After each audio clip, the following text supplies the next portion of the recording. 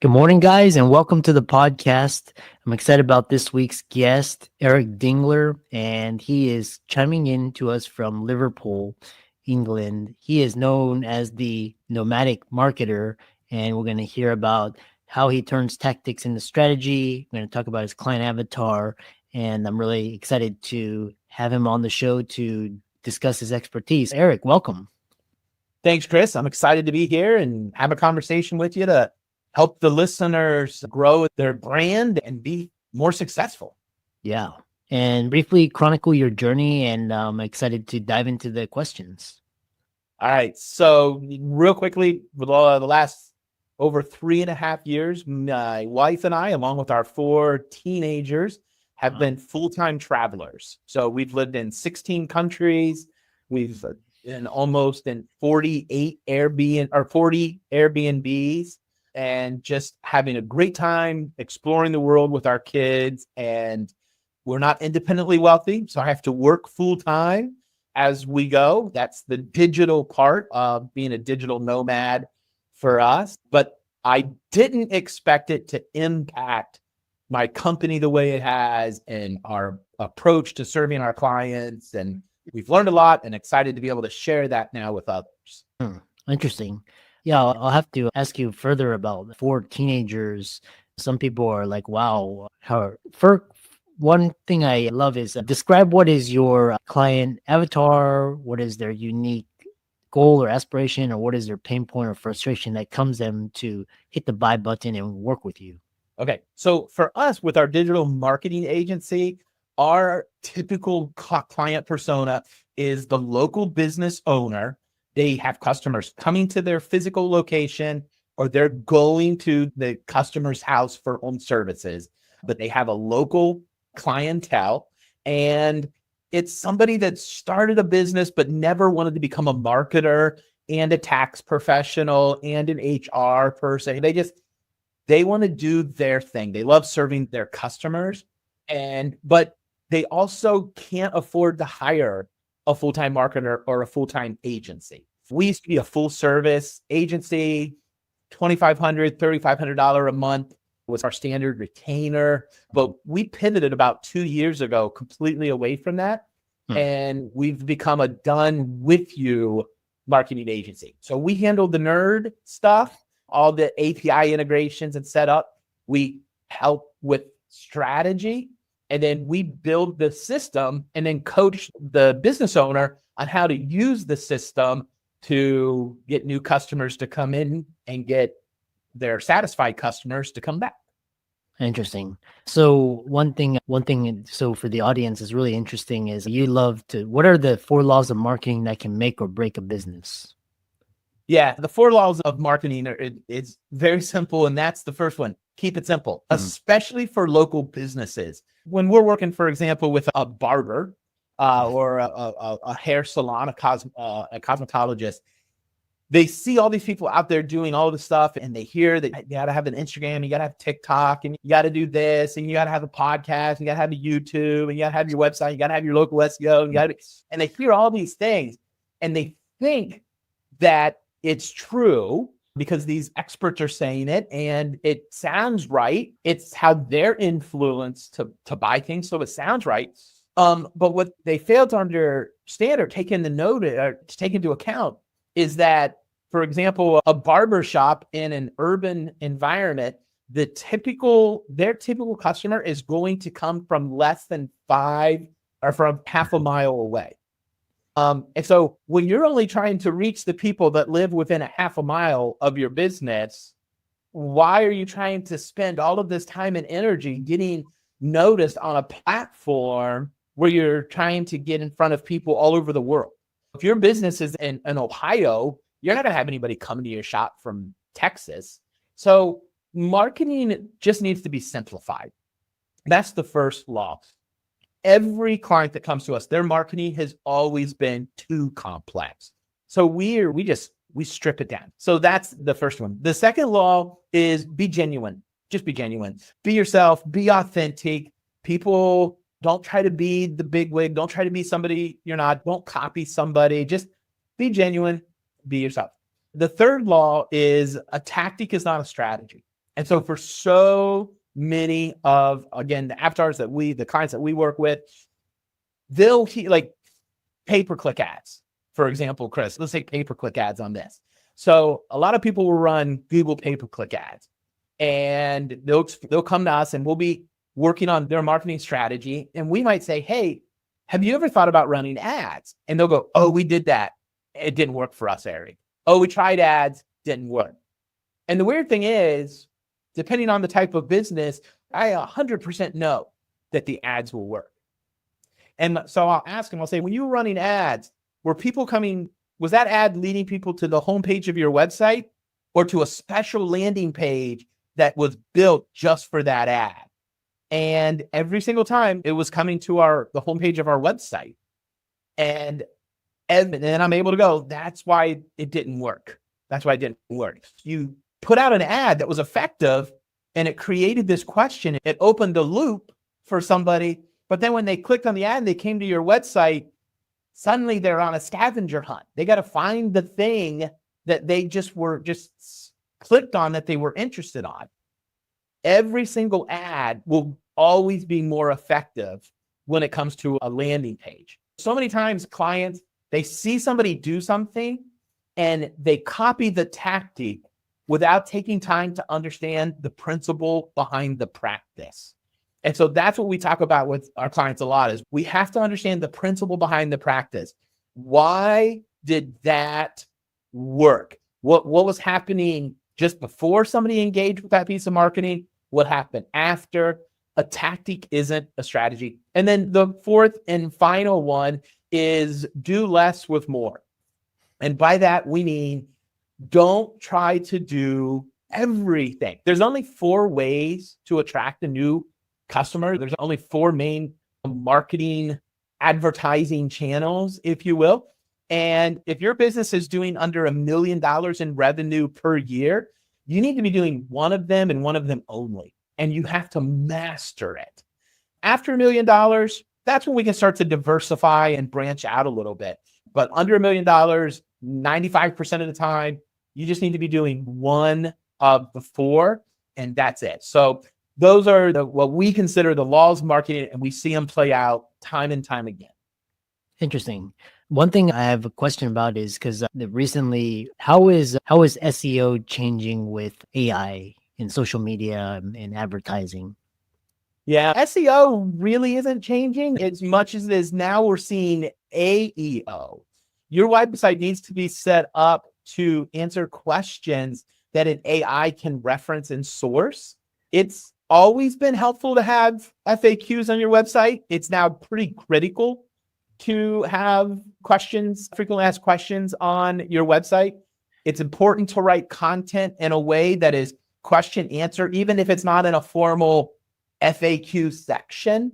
You now have to start to kind of write content in a way that is both SEO and then also AEO. So optimize for artificial intelligence to gather and then to use in an answer and then link to you as a source. And so it's a golden opportunity a lot to that. But it also depends. I would say the caution to that is it depends upon your business. Again, a barber, doesn't need to worry about it. A pizza shop, don't worry about it. Your website is important and you need to do a few things on your website. But honestly, the most important thing, if you're a brick and mortar store or you're a service area store, the most important thing you could focus on is your Google business profile and your Apple Business Connect listing. 90% of your success online is going to come from those 2 places. And so that's where somebody needs to spend all of their time. Again, SEO on a website, you're trying to rank everywhere. Now, if you're e-commerce, if you're e-learning, if you're a coach, a consultant, you don't care where your customers come from. If you've got a podcast that you're wanting it to get discovered, SEO, AEO, extremely important. If you're a local mom and pop shop, if you're a local attorney, barbershop, pizza shop, mechanic, private school, church, synagogue, focus on your Google business profile, your Apple Business Connect, and you're going to see remarkable things happen very quickly. Interesting. Yeah. A lot of people I was talking to was like the Google business profile and then local SEO. That's the first time I've heard Apple Connect. So I'll check that out. Yeah. Apple Business Connect just came out a little over a year ago. Apple started noticing that a significant number of people were downloading Google Maps onto their iPhones. 51% of smartphone carriers carry an iPhone. And Apple started realizing that Apple Maps wasn't getting the use because the content in it wasn't as up to date and reliable because they were pooling information from third parties. And so Apple decided to take that on. They've now opened up, it's called Apple Business Connect. You can claim your Apple Maps listing just like you can for your Google. It's a little more, you got to know it's a little more complicated unless you work with an agency that's approved to do it. You can do it, but sometimes it's just easier to work with an agency that's approved to do it. But you want to claim that and optimize it for sure. Oh, yeah. Interesting. Yeah.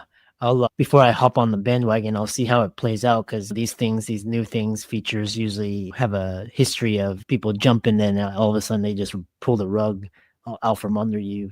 Yeah. The other question is because a lot of the audience, they're like doctor, lawyer, dentist, high income, and they're like, yeah, our time it's got to be built on the practice, my craft. I don't have time for social media, etc. And then you said, why should business owners not outsource their marketing? So what's a doctor or dentist or lawyer to do if they can't outsource their marketing? It's partner with somebody. Nobody's going to say it as good as you or your office staff can.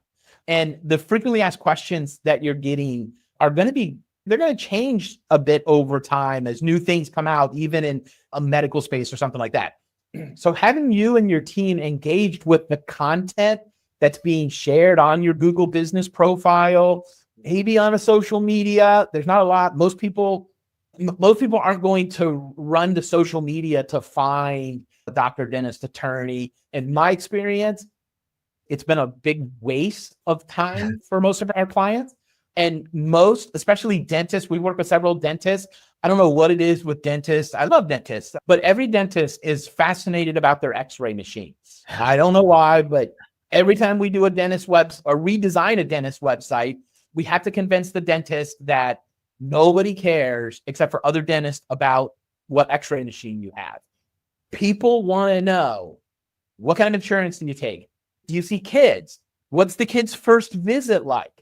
How do you deal with somebody that's nervous and afraid, that it has a low tolerance of pain? These are the questions people want to know. And if you can answer the questions that people are coming to your website with, well, you're going to be the person they call and make an appointment with.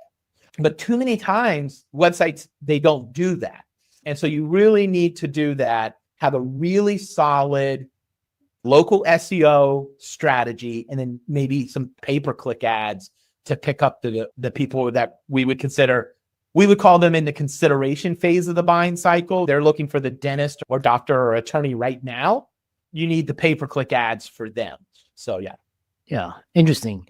Yeah. And then you're also the host of the Digital Nomad Entrepreneur podcast, which I encourage the listeners and viewers to check out. So we talked about marketing and you talked about very local, and you have very interesting. You have 4 kids and you started in scaling a location independent business. A lot, for example, me and my wife, and I know a lot of like dual income, no kids, and they're stocking away just to make it to like this idea of retirement. Of course, there's a fire movement, but what do you say when people will say you have 4 kids and you're a digital nomad living in England? How do you do it? How do you answer that? The how is become the easy thing. If I can real quick, can I explain the why real quick and then the how? Yeah, exactly. Yeah, sure.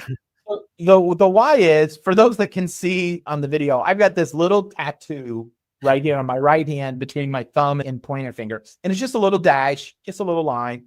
And that dash represents the fact that one day on my tombstone, I'm going to have my name. I'm going to have my birth date, my death date, and in between the two will be this little dash. And that dash represents my entire life. And I used to be a pastor before this.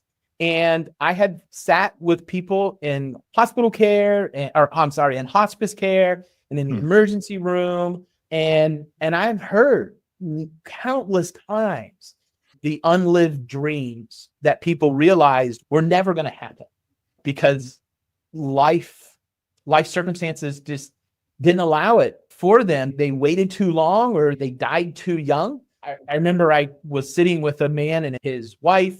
He had cancer, and I was at their house the night he died, when it was just the three of us.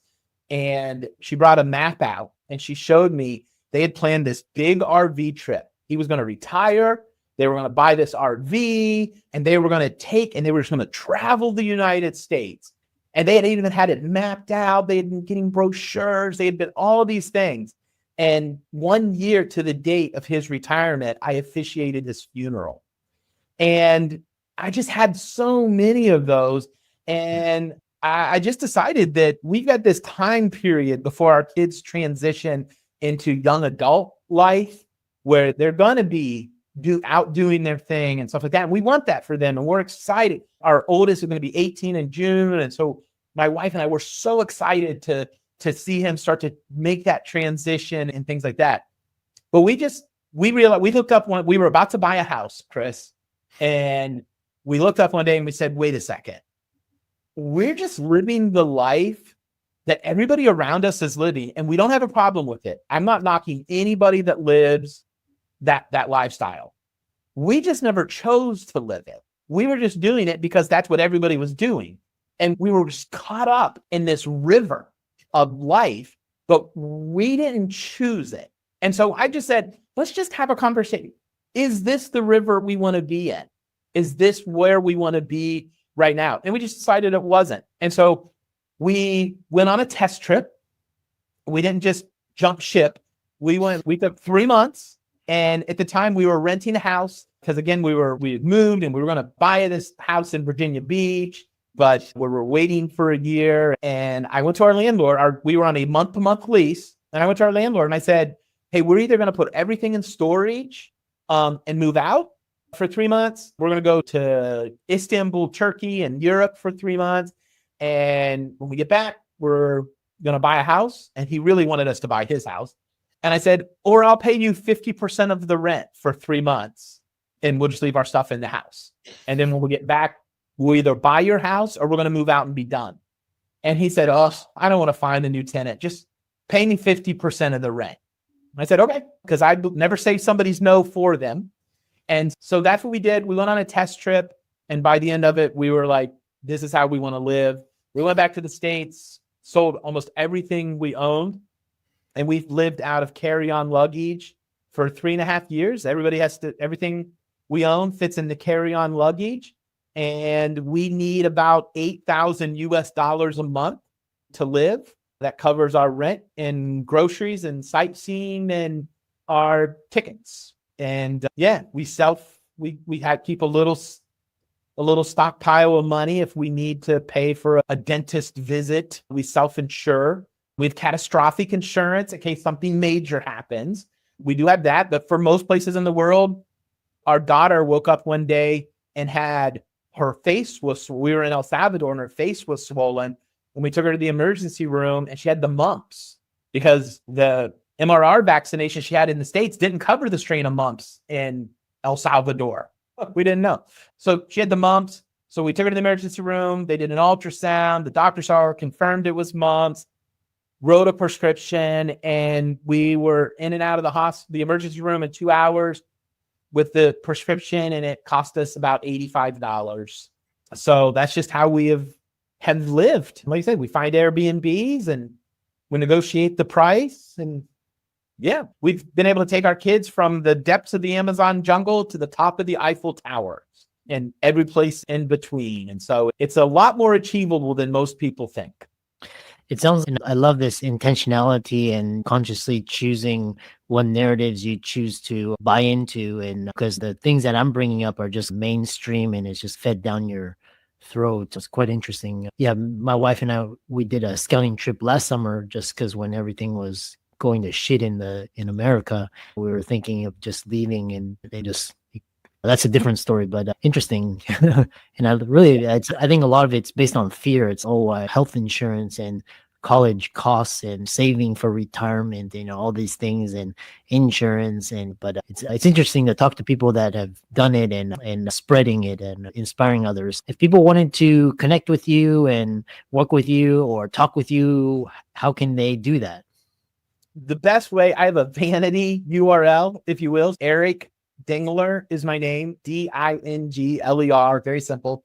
Eric, ERC. So just ericdingler.com. That's going to drop you right onto my LinkedIn. I just forward that to LinkedIn. So go to LinkedIn, click the connect button, send me a message, and we start to have a conversation right there. And if you're not on LinkedIn, my web design business for the United States is In Transit Studios. So you can go to intransitstudios.com and connect with us there through our website. If you're interested in having a digital marketing evaluation, more than happy to do a free strategy session and look at what you got and create what we call a digital marketing blueprint. Be more than happy to put together a digital marketing blueprint for your audience.